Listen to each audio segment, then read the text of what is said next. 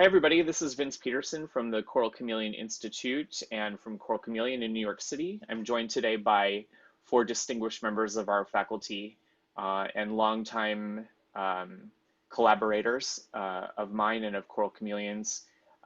We are so delighted and grateful to all of you for being here and for sharing your perspective about what happens in the area of choral music innovation during what we often refer to as our favorite 8 days of the year at Choral Chameleon.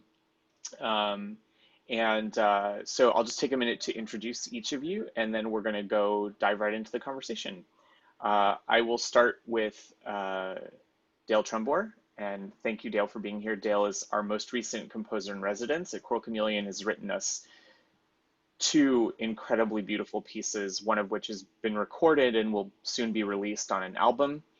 And somebody who I waited patiently for a long time to work with, and I feel was such a privilege to have her be a part of our family. And I can certainly say that, Dale, your impact on us and on our students at the Institute was something that will not soon be forgotten. So thank you very much. Also, the author of Staying Composed. Everybody read that book, Staying Composed. It's amazing. My very long-time colleague, Jeffrey Parola, who on the other end of that spectrum was the very first composer in residence of Choral Chameleon, has shown our CC family a tremendous amount of generosity, has given us a tremendous amount of his musical thought, which is also, beautiful and widely varied, deep and profound, and has become a dear, dear friend in the process, has been on the Institute faculty for almost the entire time, working with us. And, and we welcome you and, love that you're here with us today. Thank you for your time to do this. Thank you. My conductor BFF, Dr. Matt Altman, who is now at Shenandoah University as the Director of Choral Activities in the Conservatory there, and former Music Director Emeritus of Chanticleer, and somebody with whom I've had many great adventures, and my fellow site conductor in the Choral Chameleon Institute now for also a big chunk of the time, and a fearless musician when it comes to trying things and putting himself out there. And also one of my very best friends. So thank you for being here and taking the time with us today. And I've saved the last one for last for a reason, and that's because Stephen Smith, who is an incredible music theorist, specializing in Schenkerian theory, and also a wonderful composer and pianist, my colleague from graduate school at Mannes here in New York City, and the co-founder of the Institute. So he's been there since square one when the two of us, I think, sat in a Chipotle eating a burrito and talking about what we dreamed an educational experience could or should be like for composers of choral music, and has stuck by me and stuck by Choral Chameleon this entire time. So thank you for that, and for being a friend also, and for your unwavering dedication to the cause, Steve. Thank you for being here today too, as well.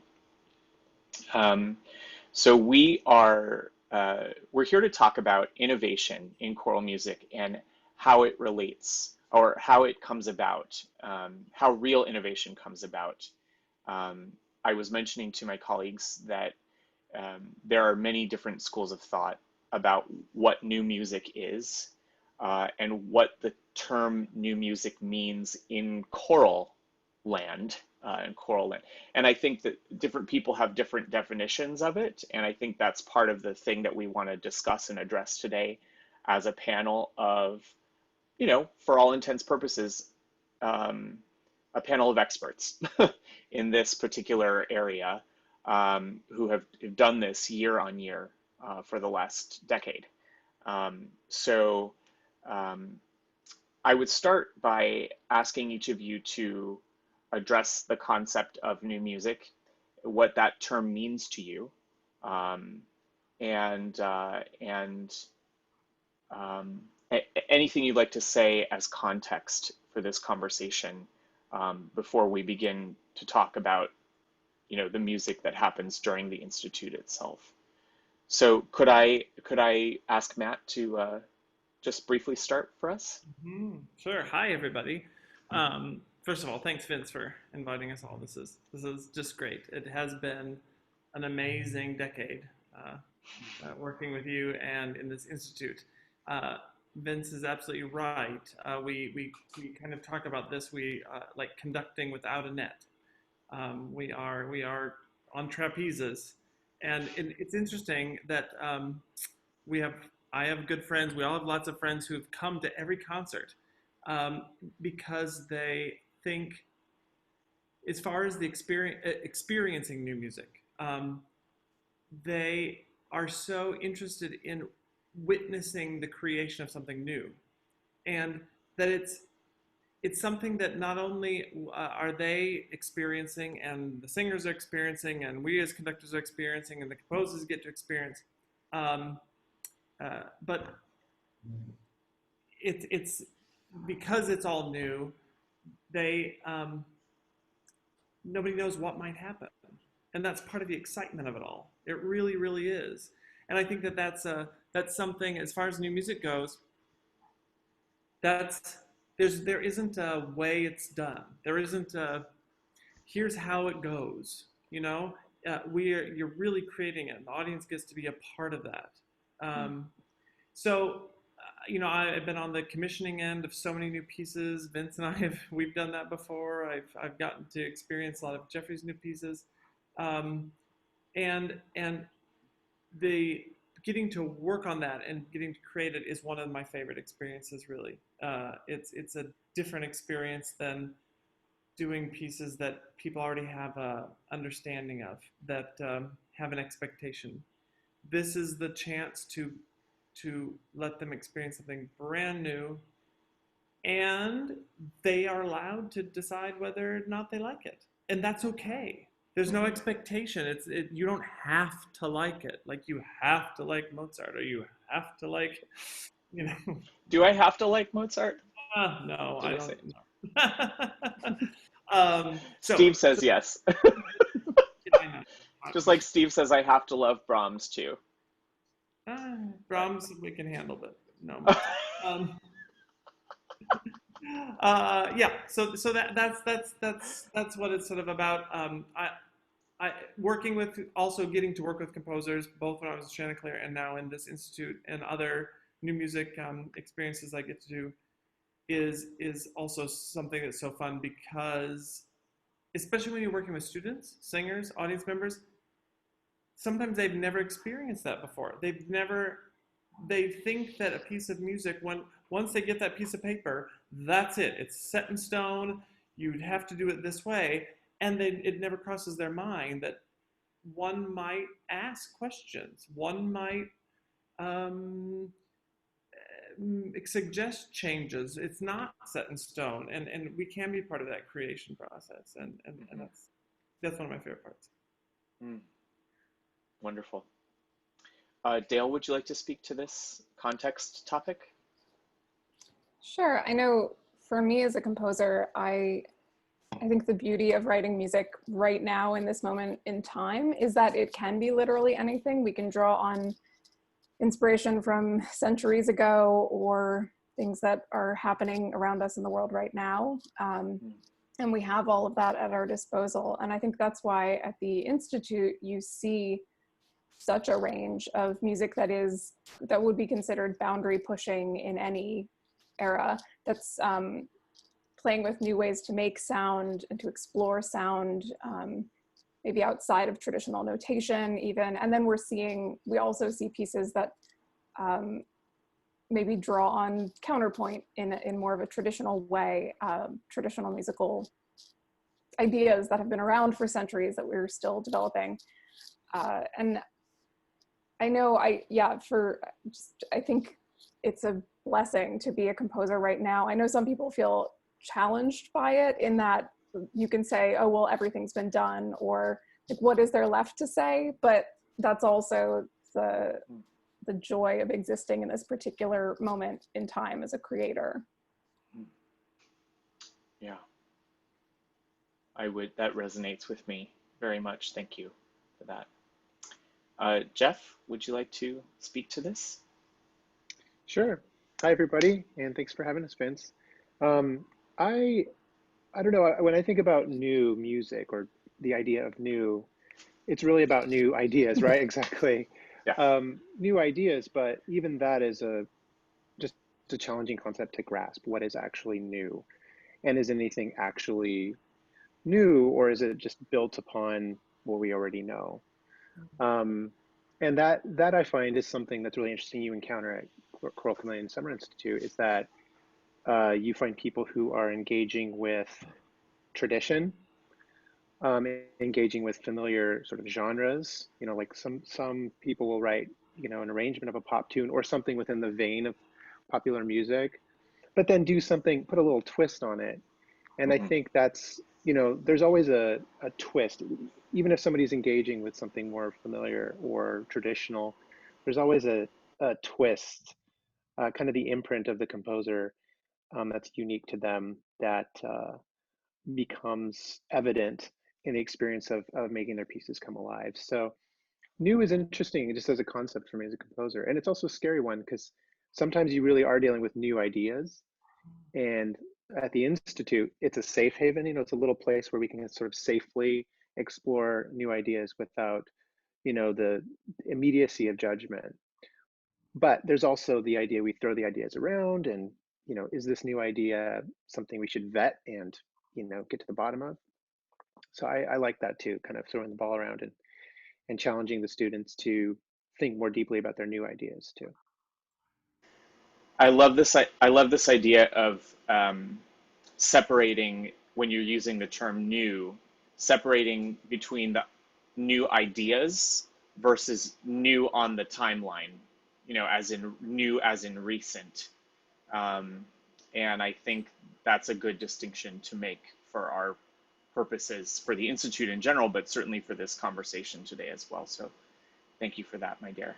Um, Steve, would you like to offer any thoughts about this before we go into specific musical examples, etc.? Yeah, I think I would say if you're interested in knowing what new music is, coming to a concert of the pieces performed from the Institute will give you a pretty good idea. Just as everyone has said so far, we run the gamut of all styles, all kinds of experimentation. And we're Hence not the name Choral Chameleon. we're not dismissive at all of ideas that our participants come with. Part of the application process, hey, we might ask, what is your experience with counterpoint? Or what level of ear training have you accomplished? But never dismissing any kind of compositional new thought or idea, but just give them a place to harbor and experiment. I think that one thing that's coming out of this for me that I want to just address with all of you is the concept of safety. I think that there's different things we can talk about with regards to safety. There's the safety that a composer might feel in a certain context, that they don't feel inhibited or held back or tethered, you know, that their whole creative self is able to fully engage and just spill out whatever it is that they want to try, or, you know, and let the choir be a musical mirror in front of them to really show them what it sounds like, what it looks like, you know, and also to communicate with them about what it feels like, in the human body to sing that. Um, and, you know, I will say that, you know, I consider all of our singers in the ensemble in Choral Chameleon to be members of the faculty during the institute. And for that reason, I always brief them before the first day.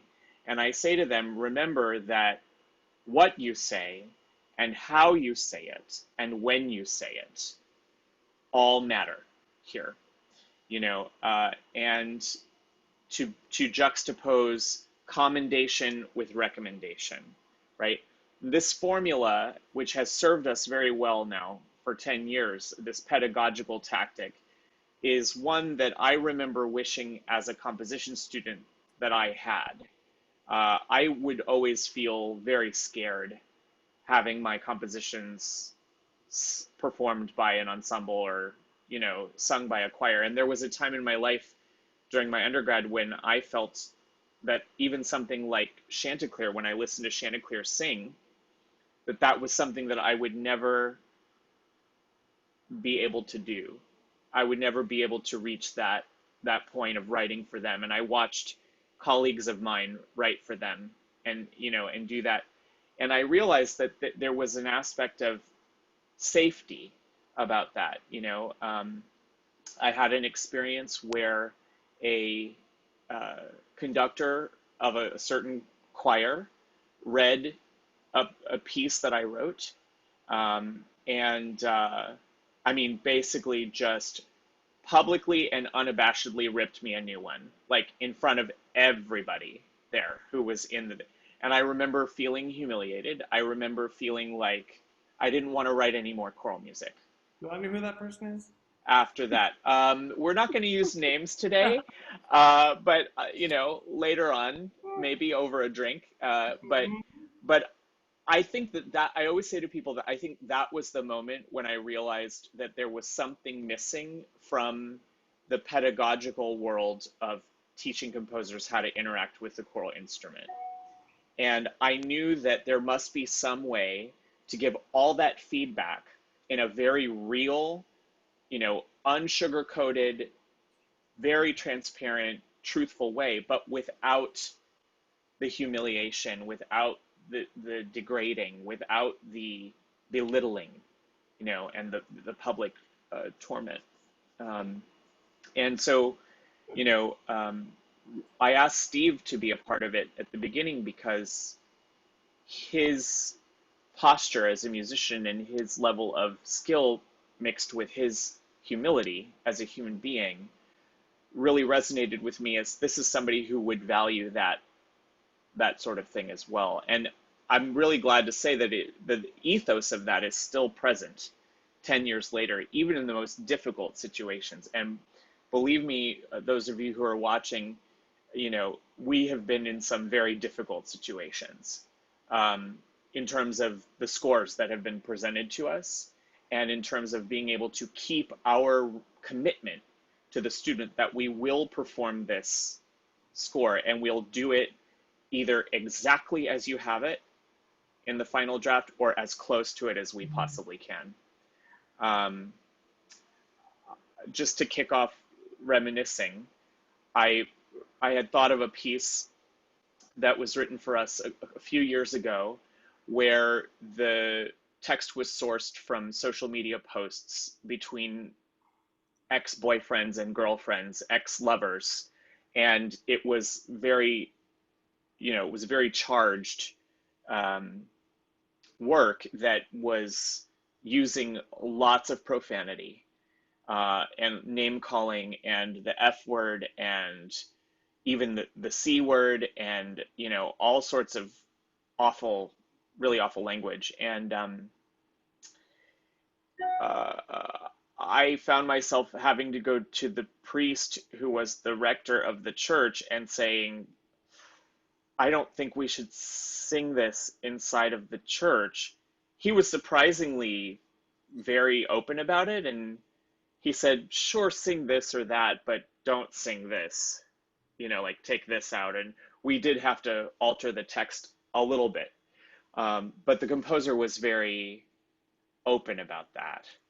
Um, Jeff, do you, not to put you on the spot, my dear, do you remember the piece in question Hmm.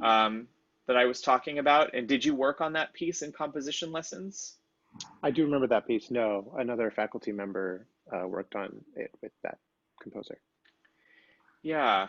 So, I mean, that's just an example. It's really just, we don't need to go further than that. It's just an example of, one of the types of things that comes out of this. You source your text from social media.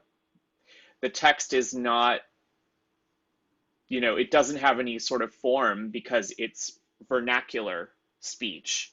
It's non-structured, vernacular, conversational speech. Um, and translating that to singing, I think, can be very difficult. I don't know what you guys think about that.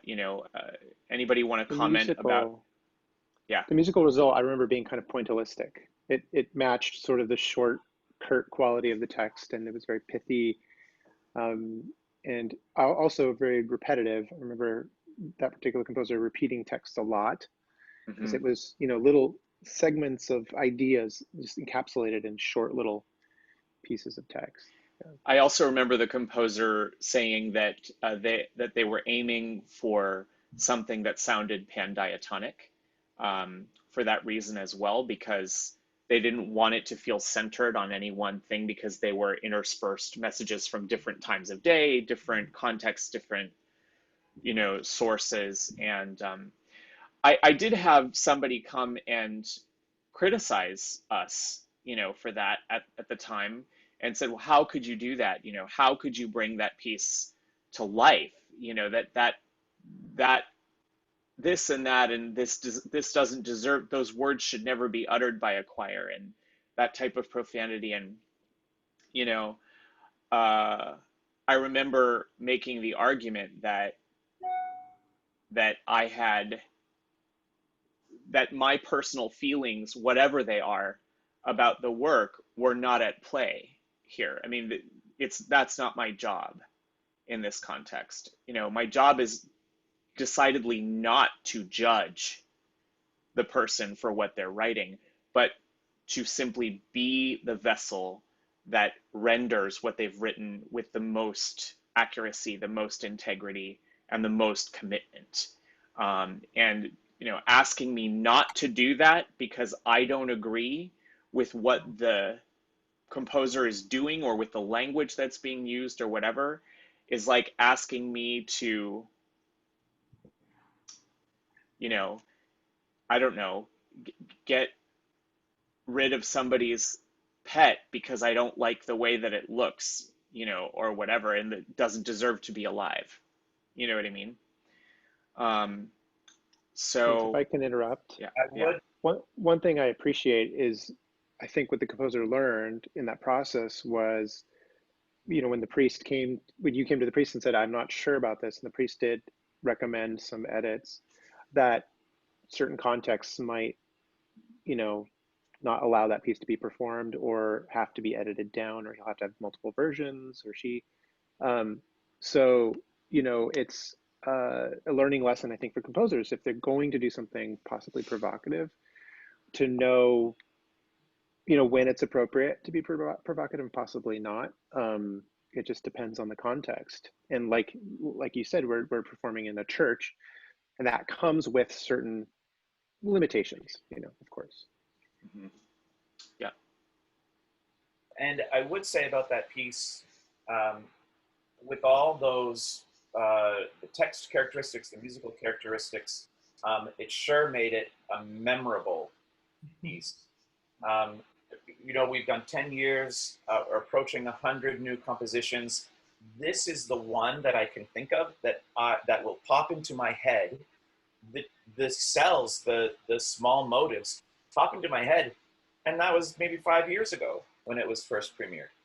Yeah, it's always one of the first ones that pops up into my head as well. Um,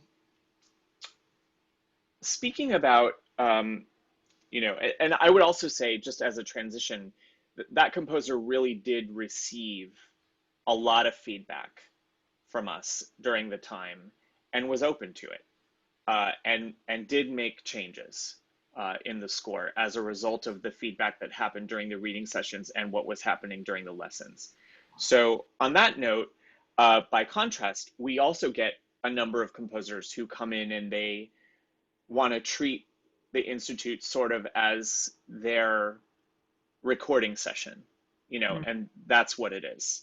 They're there for the recording and that's the end of it. And while that's very flattering, that they want Choral Chameleon to sing their piece and they think, well, I'll just pay to be a student and essentially I'm paying for the recording. And I appreciate that very much. I think there's also, by contrast, there's a problem that arises when somebody, can we talk about when somebody comes in at the start with a piece that they say, this is done, you know, and I'm not making any changes to it because I'm convinced that it's done and I don't care what you say because I know my own piece and I know what's best, versus a student who comes in with zero, like nothing, not even an idea of what text, you know, they want to use. I think it would be interesting for us to talk about cause and effect in those contrasting situations. Would anybody like to start off speaking about that? Sure. I'm trying to remember. I can definitely remember pieces that a composer that came in with no ideas or nothing written. There was one that he decided to set the alphabet. I don't know if you remember this. Yeah, It was I very, remember. yeah. I mean, I think that was kind of it. The first day was like, I think I'm going to set the alphabet, and was okay. And it came to us, you know, day by day. Here was A through G, you know. Here's more, and Yeah. oh yeah, and it was And I was interesting. like, I remember I said, Matt, that one's yours. Yeah, what? It was like there was a blank You piece can of have it. paper, A, and yeah, but it was interesting because every letter had its own character at the end, Yeah. you know, and it was an interesting piece, but that was one of those ones where I think like T through Z came at the concert, you know. I think that was one that We were yeah, reading like changes on the day of the concert. Yeah. on the day of, if not just right before. And luckily, it was the sort of piece where you could kind of do that because, Hmm. I mean, he had made it up while we were there. And I mean, that's what I was sort of talking about earlier, that uh, in that case, that was okay. He was not wedded to anything particular. He was creating this in the moment during the institute. We were creating it in the moment on stage, and that was great. And but you're right. Then there are other times when people have come in. I'm just trying to think of in my own mind a good example, but where people have thought that the piece was just kind of finished. And I remember you and I then had to sit sometimes and go, well, okay, what are you doing here? You know, what's your purpose? You know, Yeah. because if you're not willing to make any changes, Right. um, you know, what's the deal? I mean, I think we can all accept that it's a universal truth that hearing it sung by real voices in a real human context, there is no replacement for that experience when it comes to learning about your own music. I mean, there's no replacement for it. And it's hard, I think, for us being the faculty members when somebody comes and says, I'm not really moving on this, even after the feedback, you know.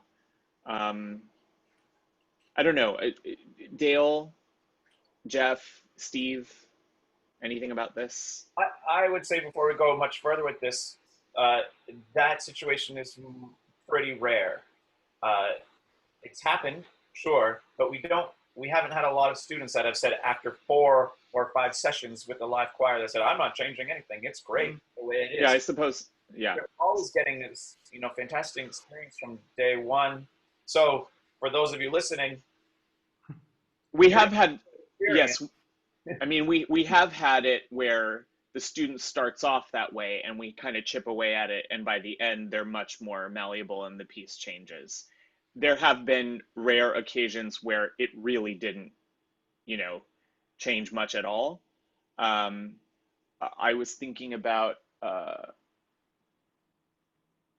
I was thinking about a recent piece where, and the other situation is sometimes the student and the comp teacher talk about one thing during the lesson, and there's an understanding about how we're going to go forward, and then it goes rogue and goes a completely different way overnight and comes back, and it's sets the trajectory off from what was planned or whatever. Anyway, I'm sorry, interrupted. Dale or Jeff, would you like to add? Yeah, I think, I know even for me, like working in a commission scenario where you have maybe less time than the institute, where you really could, if you wanted, you could come in with absolutely nothing, and you have the time and the reading sessions to just constantly be refining and refining each day, which is, it's so rare. Even with established choral programs, I think most of them are more like a commission scenario where you come in and the piece is mostly done and you're making little adjustments. There's something really special about the Institute being able to make these very wild or wide-ranging changes from day to day, mostly to the benefit of the piece, one hopes. But I think the most helpful thing for a composer is to be able to, if they're having any doubts about a section, to say, well, let's try it both ways. I think that phrase is magic. I still use that all the time when I'm working with choirs on new pieces, especially if the conductor thinks it should go one way, or if in the workshop, in the institute scenario, if I, as the mentor teacher, think that it should be, well, maybe this would be better with a different vowel, a different neutral vowel here. Let's try it with this instead of that. The beauty of the Institute is you can do that in the reading session. And then maybe it's not my call to make, it's the composer's call to make always, who I'm mentoring, but they have that information and they have it so quickly, much more so than if they were working with someone remotely or in any other scenario. They can just instantly take that feedback, know what they like, and then apply it to the piece and hear it again a different way, maybe the next day. And Yeah. I think that's really the benefit of coming to this particular institute, is that immediate gratification there. And I think that that's what I was speaking to you before, that's what I missed in my first experience having a choral piece read. It seemed so final, like so finite right away at the beginning, and I felt like I had nowhere to go. This was what I did, and here's the mirror showing you what it is, and by the way, it's crap, and we're done. There's no, opportunity to move forward. Well, and reading sessions do that. They expose flaws without giving you the benefit of rehearsals to actually make the piece sound polished and good, which the Institute does over a series of the reading sessions. The singers do get to learn the piece. And so you get both, which is really wonderful. I think I actually have very mixed feelings about just one-off reading sessions. They can offer very valuable feedback, but without then the singers getting to know the piece, it's much better for everyone involved if there's an entire journey there. I'd be remiss if I didn't give a shout out to the singers of Choral Chameleon of the last 10 years, whose incredible musicianship enables this. I mean, we could talk till we're blue in the face about all this and then get into that reading session and not have singers who were not only able to, musicianship-wise, handle things in and out of key context, in and out of meter context at sight, but also were able to do it with poise and still have enough bandwidth left to offer feedback in a loving way that doesn't dismiss the student. I mean, when you add each of those additional layers on it, it really, the more I think about it, the more I frankly am in awe of them. I'm maybe it's the special combination of them being, stubborn New Yorkers and, down to business, straight shooter type of people. And, oh, he wants me to say it nicely, so I'll say it nicely, like that sort of thing. But, whatever it is, it has been, as I'm to use a word borrowed from Dale, it's been magic for that way. Us too, Vince. They do. Oh yeah. Oh yeah. Giving us feedback, you mean? Oh yeah, it's definitely not a typical professional choir situation. I mean, Yeah, it's not a top down, you yeah. know, And sometimes sort of, we need that. I mean, because we're reading it, we're trying to figure it out too, yeah, and a lot of times they're right with us, and we're trying to be one step ahead. But yeah, sometimes they're a step ahead of us, and so they're like, yeah, that doesn't work. I mean, it's that the piece is so challenging anyway, and then they give us great feedback. They're like, no, I need a cue there, or whatever you're doing doesn't, I can't follow you, and you're like, yeah. sometimes you want to say, do you have any idea what, like, I'm just trying to figure out what page I'm on, let alone agreement on the and of 15, you know? Yeah. So, I sometimes have worried, to be very vulnerable and transparent about it. I've sometimes worried, you know, that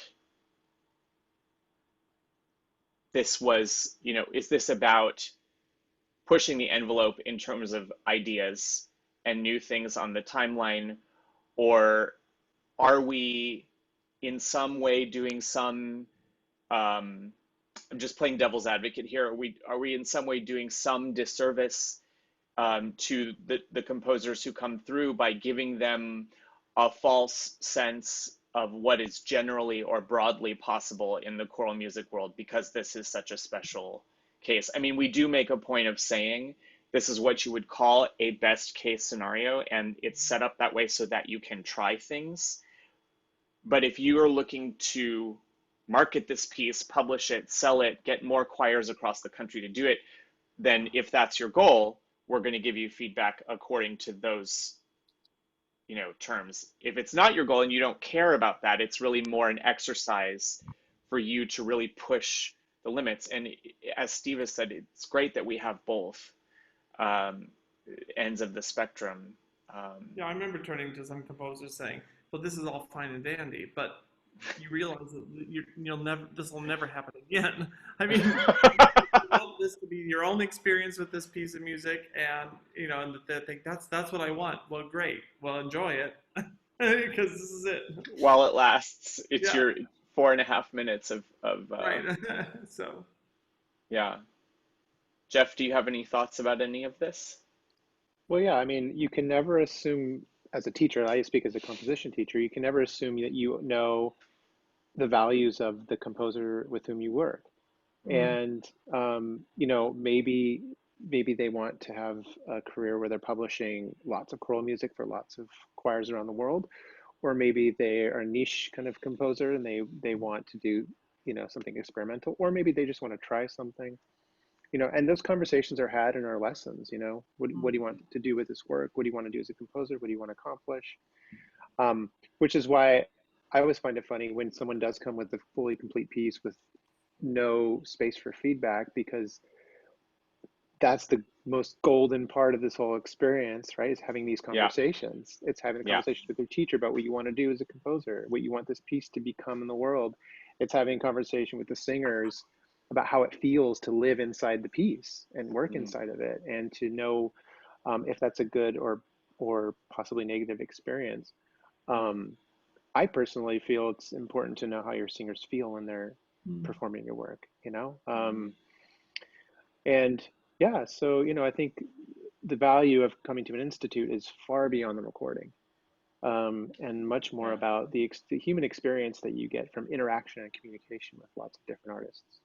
Hmm. Could we talk for just a minute about the technique side of composers that come through, um, in the sense that I think it changes the workload for the teacher? I know that all of you have had projects that you mentored in the Institute that you got the sense that the student was fairly independent and they were going to do what you said and they could follow what you said and take it away, and you knew that what they would bring back would be reflective of the conversation that happened, versus a type of student who might not be quite as technically facile, that might say not know how to do what is being discussed, and you find yourself as a teacher then taking 3 steps back and trying to explain, or in some cases, I know for some of you, even write it out for them, or transcribe or help them realize it, you know, in going the extra mile. We had, just as a context, we had a singer mention in the last conversation, when we were doing a new piece in Mandarin, and by Yangfan Xu, who is a two-time institute alumna, and this was in Mandarin, and it was a depiction of the Chinese opera.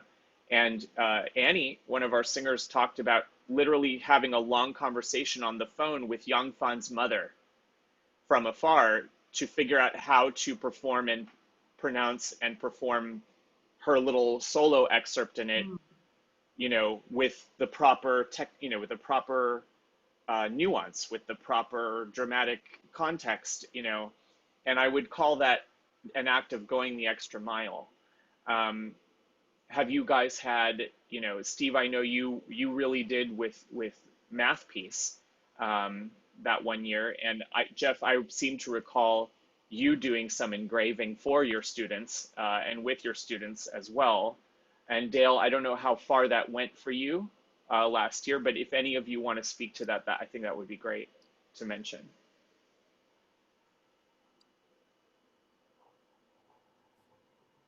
Well, I'm always impressed by even the lack of technical skill in some of the composers, how able they are to rise to the challenge and actually absorb so quickly a lot of the technical tools that they need to accomplish what they need to accomplish. And oftentimes it just takes a simple explanation.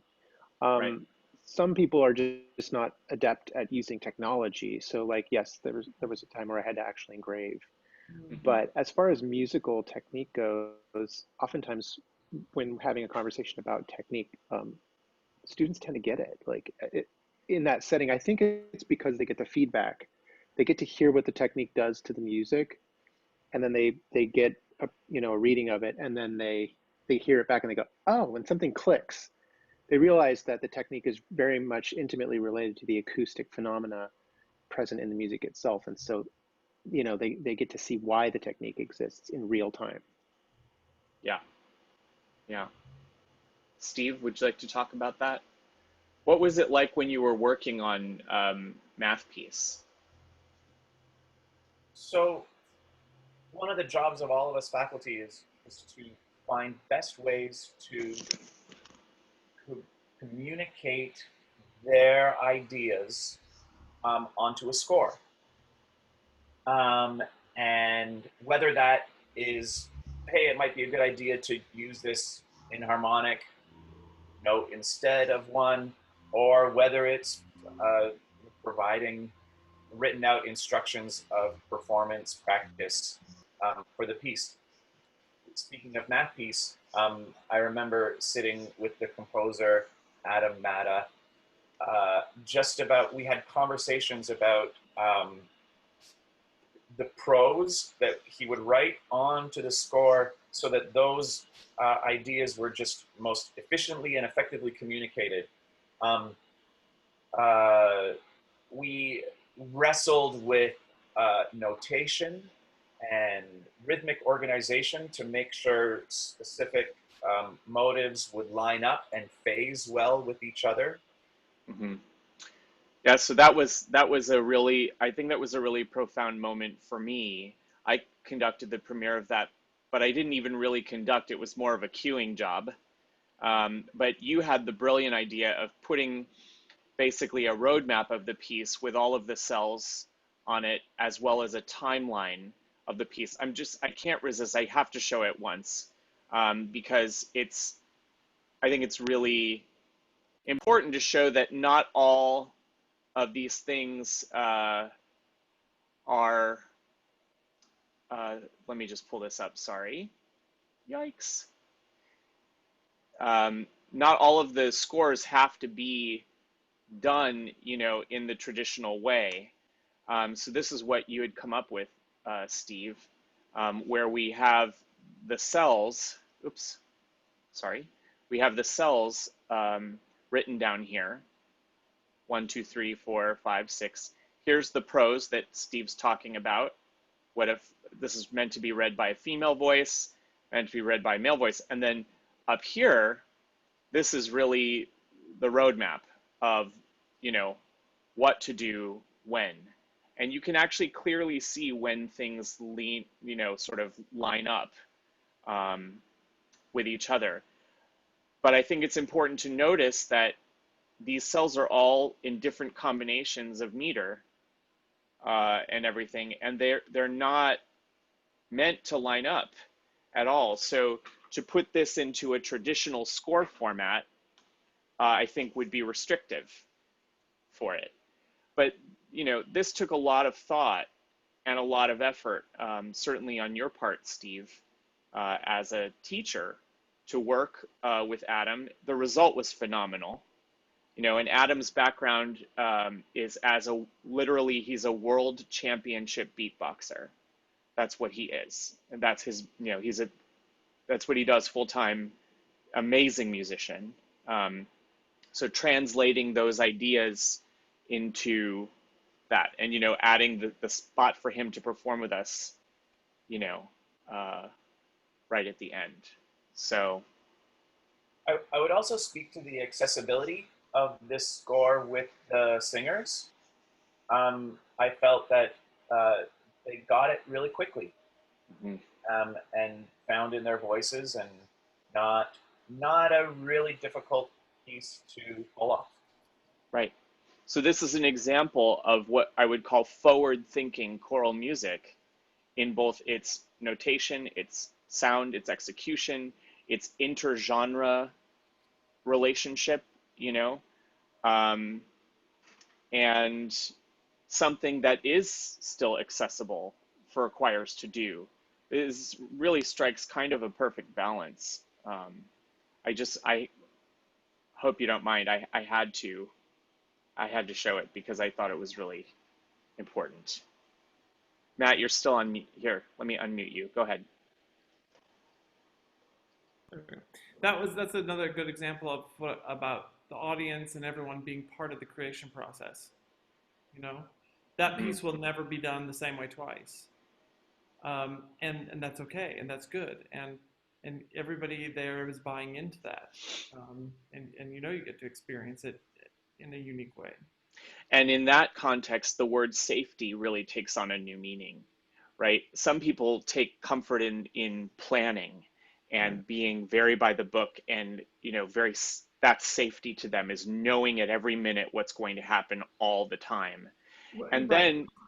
then People are scared. Directors, singers are frightened of a piece like that because of what you just said. They're like, oh right, my gosh, I'm not just having to conduct in four, you know, crescendo de crescendo, you know, their beginning conducting skills. They're scared of it. And something like that, as Steve was saying, is actually can be less difficult to pull off than a lot of other pieces because there's a aleatoric, a make it up as you go in the moment sort of experience. There isn't a right or wrong way to do it. So that makes.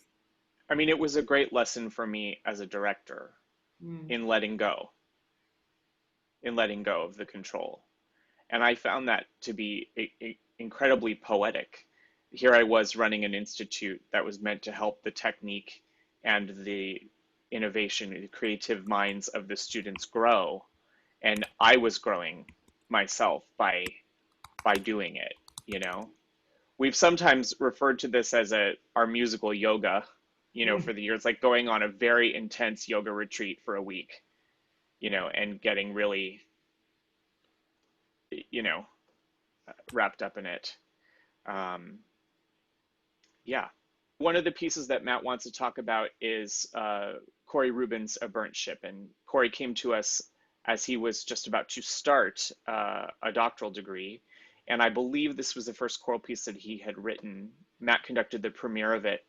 And I think one of the interesting things was that this was a John Donne poem that had a metaphorical relationship to, you know, the idea of mass death in the face of disaster, which we've had all too many experiences with in the world, but certainly many that have hit home here in our country and specifically in New York I don't think I even need to say it.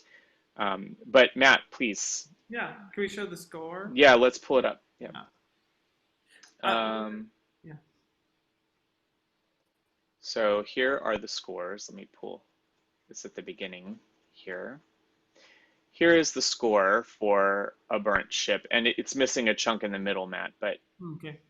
yeah. Perfect.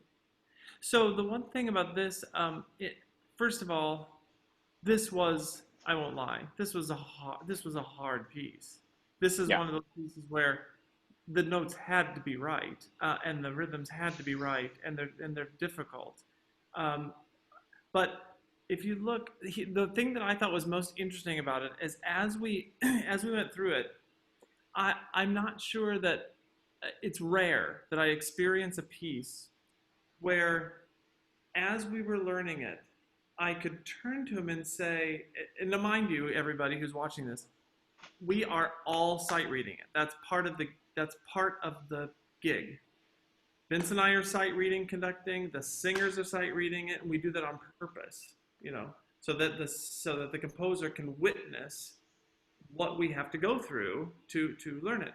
But sometimes, it's just difficult for difficulty's sake. This one, as we went through, I would turn to him and I'd say, that's either it's a motive, or it was some sort of harmonic progression, or it was something turned on its head, and it was somehow quickly, even though it was so difficult, you could figure that out. And it was interesting. So the rehearsal process, again, by its sight, we were like, I'd pull it apart and I'd say, wait a second, let's rehearse these voices together or in this order, because that's what's the underlying structure of the piece. And he was like, yeah, that's exactly right.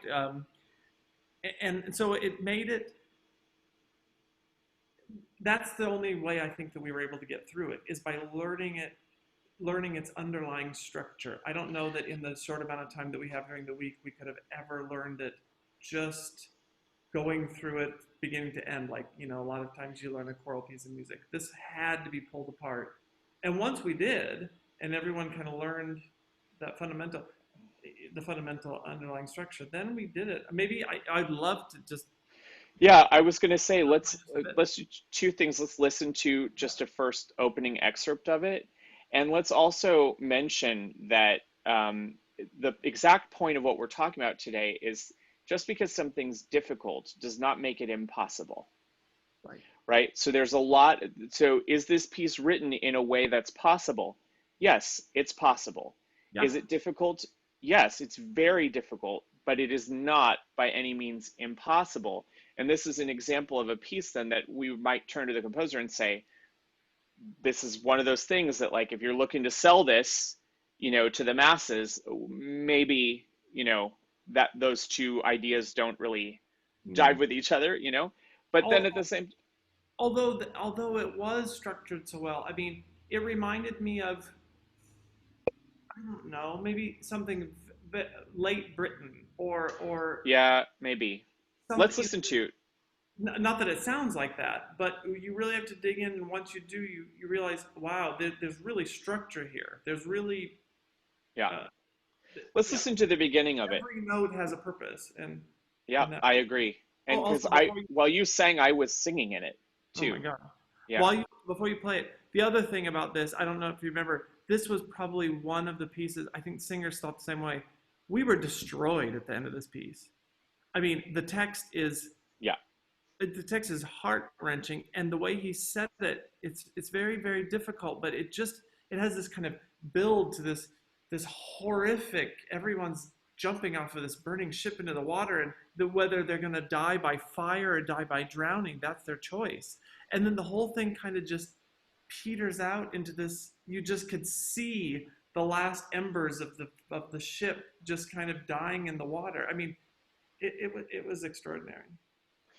So let's have a listen. I apologize to our viewers. There's a little excerpt of the score that's kind of missing in the middle, because this is a kind of an older piece for us, and we had multiple drafts on file, and this is the one that we could find for today. But I do think it's worth hearing the ending. as well. So let's just, forgiving that missing part of the thing in the middle, let's listen to it.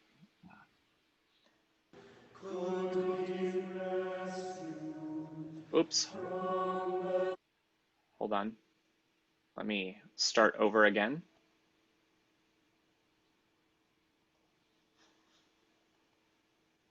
Out of the hardship which by no way but drown,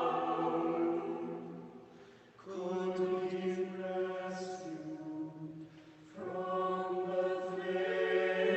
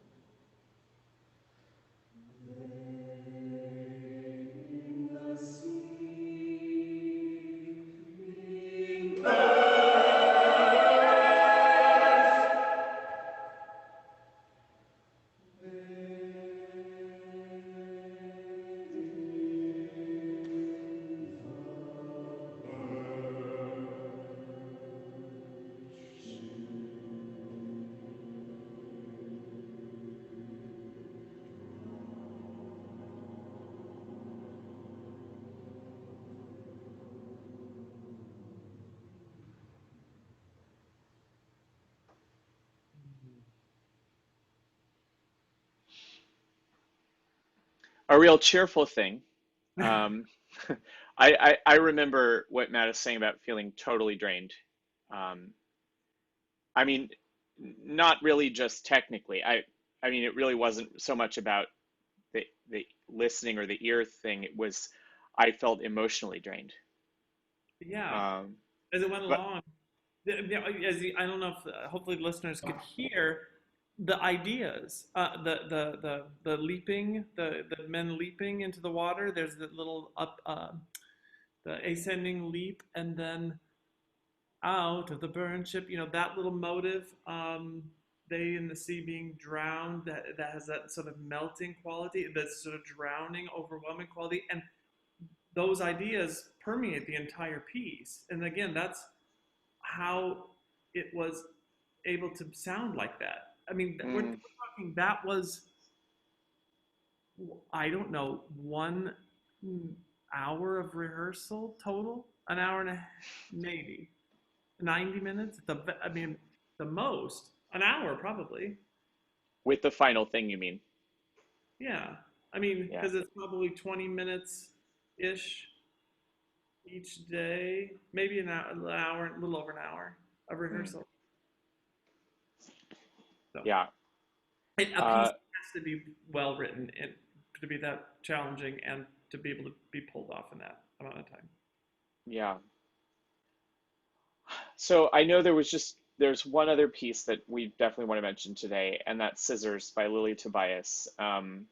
And again, Matt, you conducted this one, and I know Dale was there and heard it, and Jeff was there, Steve was there, we all heard it. I did have an audience member comment to me about this piece that it was very hot. So New York summer, end of June, very Yeah. hot in the performance venue, which was not air conditioned. Eesh, you know. But he said that when this piece started, for him, it physically felt cooler Hmm. in the room. He felt like he cooled off um, listening to it.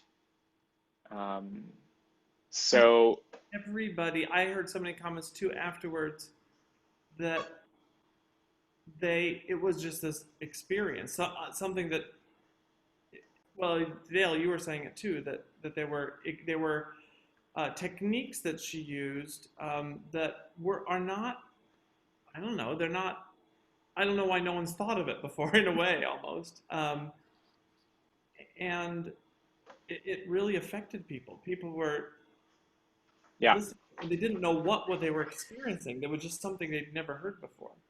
she said that it came as a result of being told by some teacher somewhere Yep. that it was impossible to sing the word scissors. Yep. In fact, the cover, that's what it says.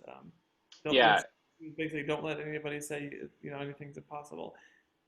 The yeah, thing when I did, so the whole thing, just so the listeners know, it's based on the 5 phonemes of that word, and so she sets them all, each of those 5 phonemes, in the most inventive ways. yeah. Pulls the word apart, and then puts it back together. Let's I think, have a listen. oh, Yeah. I was just So, going to say, I think one really rewarding thing about being a teacher at an institute like this, and also as a participant, is, well, as a participant, you get to hear a wide variety of different techniques. You're learning from everyone else, right? You're learning from their exploration and hearing what works and what doesn't.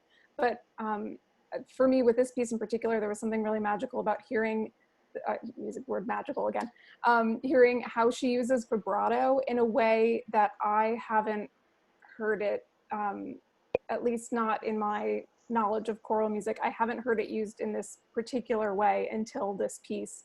And to experience that in the institute setting it's just really rewarding to still, like we talked about newness, right? And new ideas and new techniques, and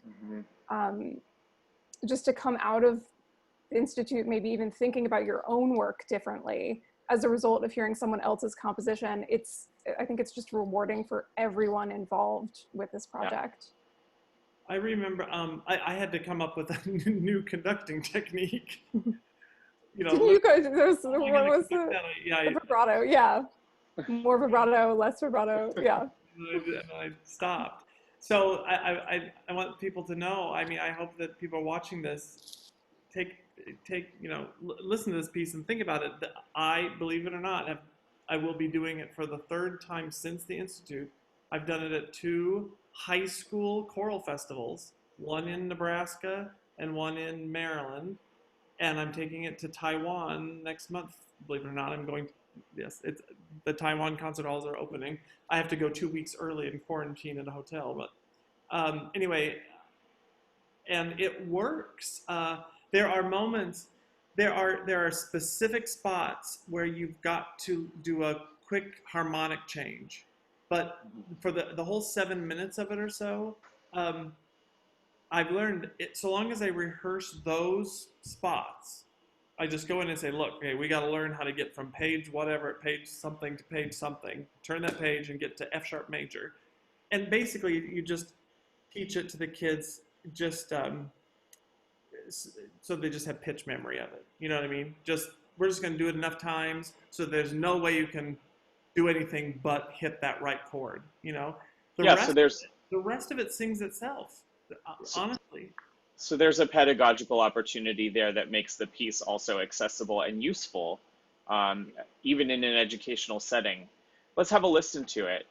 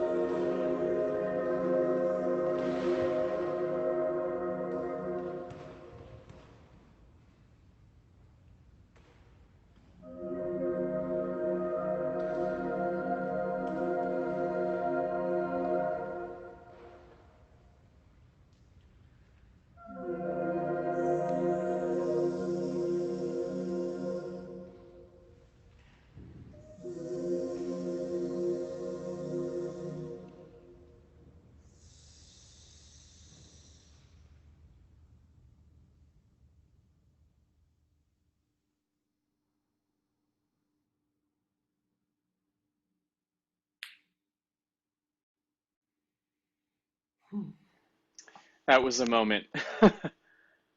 What a piece. Yeah. Um, yeah. So let's just recap. We've talked about a lot of stuff. You know, I think that this institute, which is an integral part of Choral Chameleon's picture in the choral music world, is largely responsible for giving us the opportunity to do as many premieres as we have done, which now numbers, you know, somewhere between 180 and 190 since the beginning. That includes both institute premieres and also regular things during our season.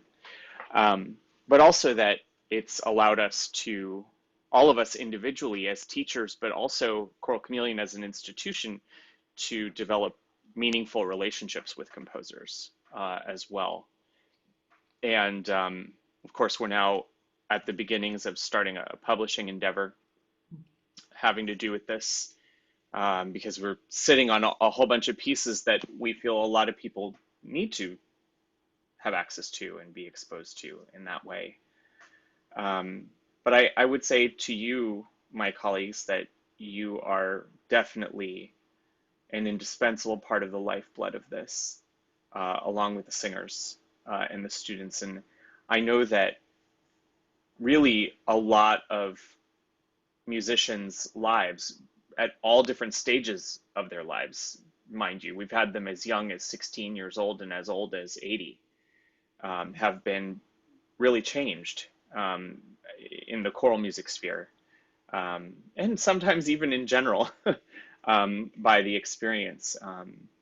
And I'm always feeling, you know, completely indebted to you, all of you. And, you know, there really isn't a day that goes by when I don't think of each of you at some point. And I hope that those who are watching this video, no matter when it is, if it's shortly after this recording, or if it's during our virtual institute this year, or if it's in a subsequent year somewhere, you know, 50 years from now on YouTube, buried in the internet, that the takeaways are that real possibilities, you know, terminology like new music, it's all semantics, right? But real possibility comes out of openness, out of love, out of humility, dialogue, exchange in a healthy way, that frankly too many musicians are not accustomed to. And, you know, I think that we can really push the boundaries. We can do more. And if these times that we're in now, in the year 2020, are not telling us to do more, that we must do more, I don't know what will. We're all in quarantine. We're having to explore ways of rendering choral music and honoring the choral instrument and the art that we make while not being able to physically be together. And I don't know, I'm really inspired by this conversation today. I think it's a great reminder, certainly for me, and I think for all of us, that there's always another possibility. Always. And it's nice to be on that search and on that quest with these particular companions. So thank you all so much, again, for being here. Thank you for the work that you've done and the love that you've given to our students over these many years. And thank you for what you've done for Choral Chameleon in your many, many capacities, in your chameleon array of capacities. You're all deeply loved and appreciated. I hope that you all stay safe and healthy during this time. Thank you for taking the extra time. I know we went over today, and I really appreciate that very much. I can tell you that I think this will certainly benefit many, many people. In fact, for years to come, it's an important conversation. I hope to have it with you live in person at some point where we have people that can ask us questions and, you know, interact with us about it as well. So all my love to you. Thanks everybody for watching and for, you know, taking part in this. We hope you enjoyed it. Visit us on the web at choralchameleon.com. Reach out to us anytime if there's anything we can do or questions that you do have that we can answer electronically. We'd love to hear from you. And everybody take care. Thank you.